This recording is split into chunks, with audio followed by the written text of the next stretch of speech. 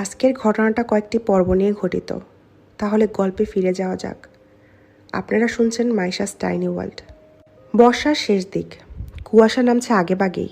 রৌদ্রপুর গ্রামের শেষ প্রান্তে অবস্থিত চন্দ্রবিল একটা নিষিদ্ধ এলাকা, যেটি ঘিরে বহু পুরনো লোককথা ও গা ছমছমে গল্প প্রচলিত আছে। কেউ বলে রাতের আধারে বিল থেকে এক নারীর কান্না শোনা যায়, আবার কেউ বলে সেখানে যারা যায় তারা আর ফিরে আসতে পারে না। আমি নাইম, আমি একজন গবেষক। লোককথার অতি প্রাকৃতিক কাহিনীর উপর গবেষণা করতে আমার ভালো লাগে।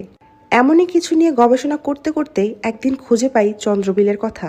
ঘটনাটা আমার অনেক রহস্যময় লাগে, যার জন্য আমি নিজে ঘটনাটা গবেষণার জন্য সিদ্ধান্ত নেই। রৌদ্রপুর গ্রামে গিয়ে বিলটা ঘুরে দেখব।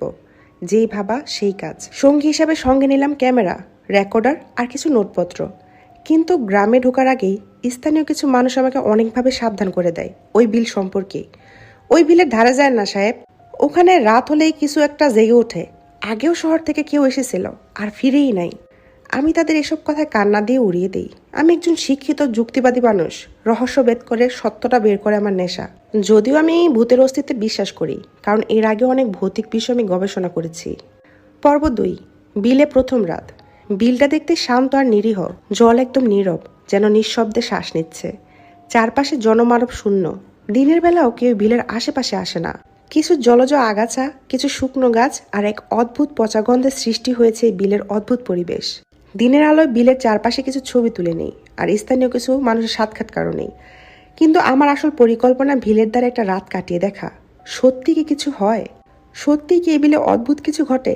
সেটা কাউকে জানাই না। রাতের খাবার খেয়ে একা একা হাঁটতে হাঁটতে বিলের দ্বারে পৌঁছে যাই।